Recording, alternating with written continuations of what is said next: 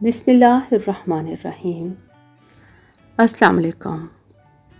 اردو بولنے اور پسند کرنے والوں کو جادہ نور پر خوش آمدید۔ آج کی کہانی کا عنوان ہے پرائی جنت کی آرزو۔ میں خاندان کی سب سے خوبصورت لڑکی اور گھر بھر کی لاڈلی تھی۔ ابھی 16 برس کی تھی کہ میرے لیے رشتے آنے شروع ہو گئے اور پھر والدین نے کم سنی میں ہی ایک خوشحال گھرانے میں میری شادی کر دی۔ میرے شوہر بزنس کرتے تھے، سارا دن گھر سے باہر رہتے اور شام کے بعد لوٹتے۔ تھکے ہوئے آتے، تھوڑا سا وقت مجھ کو دے پاتے اور پھر سو جاتے۔ تھکن کی وجہ سے گہری نیند سوتے تھے، یہی ان کا معمول تھا۔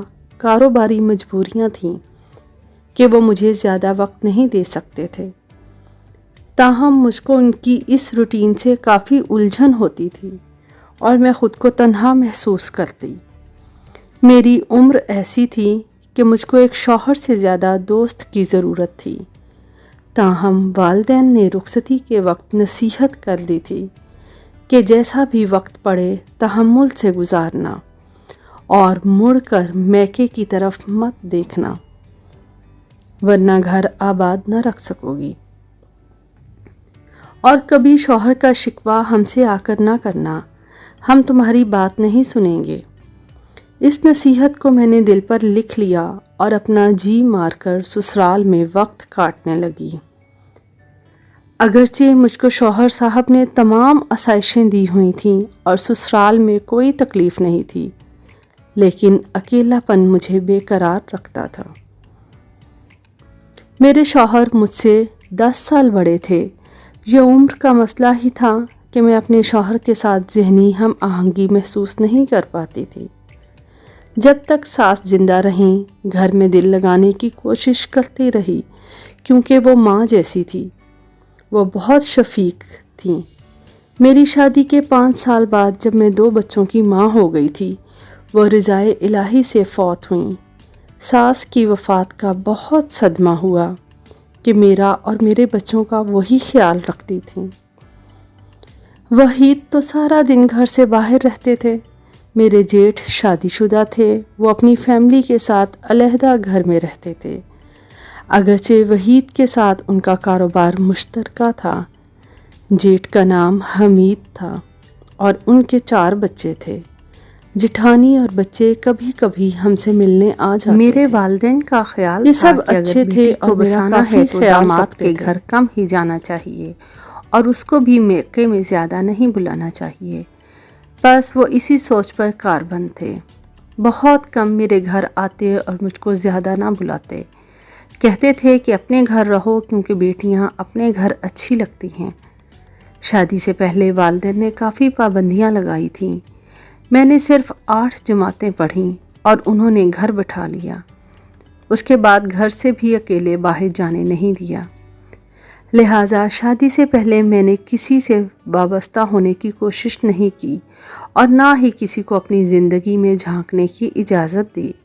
وقت گزرتا رہا۔ شادی کو 10 برس گزر گئے۔ اسی دوران میں 4 بچوں کی ماں بن گئی۔ اب تنہائی کیسی؟ 4 بچوں نے اتنا مصروف کر دیا کہ سر کھجانے کی بھی فرصت نہ رہی۔ ایک نوکرانی جو لاوارث عورت تھی، دن رات میرے پاس رہتی۔ اس کا نام زبیدہ تھا۔ میں اس کے سہارے وقت گزار رہی تھی کہ وہ میرے لیے بہت معاون و مددگار ثابت ہوتی تھی۔ اب میں نے اپنی زندگی اور حالات سے پوری طرح سمجھوتا کر لیا اور سوچ لیا کہ ہر عورت کی شادی شدہ زندگی ایسی ہی ہوتی ہے۔ اس میں رومانس کم اور حقیقتیں زیادہ ہوتی ہیں۔ شوہر کمانے چلا جاتا ہے اور بیوی سارا دن بچوں کی پرورش اور گھر کے کاموں میں مگن رہتی ہے۔ اور کماؤ شوہر سے شکوہ کیسا؟ وہ تو محنت ہی اپنی بیوی اور بچوں کی خاطر کرتا ہے۔ اب میں اپنی زندگی سے مطمئن تھی۔ بچے اسکول جانے لگے تو تھوڑا سا فارغ وقت ملنے لگا۔ اس وقت میں ٹی وی دیکھنے بیٹھ جاتی اور جب وہ اسکول سے آ جاتے پھر ان کی ہنگاموں میں کھو جاتی۔ رات گئے شوہر آتے، تھوڑی دیر بات چیت کرتے، کھانا کھاتے اور پھر آرام کرتے۔ چھٹی کے دن البتہ وہ بچوں کو گھمانے ضرور لے جاتے، کبھی میں ساتھ جاتی اور کبھی نہ جاتی، کیونکہ میں گھر پر رہنے کی عادی ہو چکی تھی۔ مجھ کو گھر پہ رہنا اچھا لگتا۔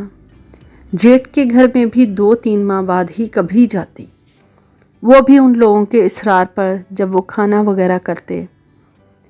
خدا کی مرضی کہ وحید کی زندگی کم تھی، ابھی ہماری شادی کو صرف 12 سال ہی گزرے تھے کہ وہ بیمار ہو گئے۔ زیادہ محنت کی وجہ سے ان کو ہائی بلڈ پریشر ہوا اور پھر ایک روز اچانک ہی دل کا دورہ پڑنے سے وہ خالق حقیقی سے جا ملے۔ ان کی وفات میرے لیے کڑا امتحان تھی، لیکن اب اس آزمائش سے گزرنا میری مجبوری تھی۔ بچوں کو پالنا تھا، ان کو میری ضرورت تھی، لہٰذا میں نے گھر نہ چھوڑا بلکہ اپنے ہی گھر میں رہی، کیونکہ یہ میرے شوہر نے بنوایا۔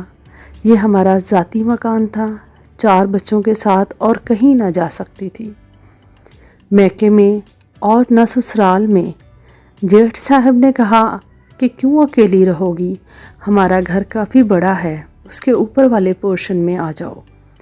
مگر میں نے منع کر دیا کہ بھائی صاحب اپنے گھر میں بچے زیادہ خوش رہتے ہیں۔ انہوں نے کہا جیسی تمہاری مرضی۔ بہرحال انہوں نے ہر ماہ میرا اور بچوں کا خرچہ باندھ دیا اور پہلی تاریخ کو معقول رقم بھجوانے لگے۔ باقاعدگی سے خرچہ دیتے تھے، جس سے میرے معمول کے اخراجات اسی طرح پورے ہونے لگے جس طرح شوہر کی زندگی میں ہوتے تھے۔ والد صاحب اور کبھی والدہ، کبھی بہن بھائی شروع میں ہر ہفتے، پھر 15 دن اور کبھی 1 ماہ بعد آ کر 1-8 دن رہ جاتے۔ میں بھی بہت سنبھل کر بیوگی کے دن گزار رہی تھی۔ میری عمر ان دنوں 25 برس بھی بمشکل ہوگی۔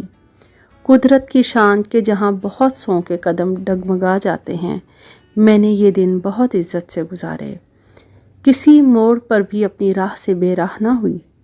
شادی سے پہلے کسی کو نہ چاہا تھا اور شادی کے بعد سسرال کی عزت اور شوہر کی ذات ہی میرا سب کچھ تھی۔ شوہر کے علاوہ کسی کے بارے میں سوچنا بھی میرے لیے گناہ تھا۔ وحید اچھے انسان تھے اور میرا بہت خیال رکھتے تھے، لیکن لاپرواہ تھے۔ پھر بھی زندگی اچھی بھلی گزر رہی تھی کہ ان کی اچانک وفات نے میرا سب کچھ الٹ پلٹ کر کے رکھ دیا۔ ہمارے گھر کے ساتھ ہی مارکیٹ تھی اور میں اکثر وہاں سے سودا منگواتی تھی۔ ایک روز زبیدہ بیمار تھی تو مجبوراً مجھے گھر سے باہر قدم نکالنا پڑا اور میں ایک قریبی اسٹور پر سودا سلف لینے چلی گئی۔ جب میں نے سامان خرید لیا تو اسٹور کے مالک نے بات کی، کہنے لگا فریحہ کیا مجھے نہیں پہچانتی؟ میں آپ کے والد صاحب کے چچا زاد بھائی راحت کا بیٹا احمر ہوں۔ پہلی بار میں نے نظریں اٹھا کر دیکھا اور پہچان گئی۔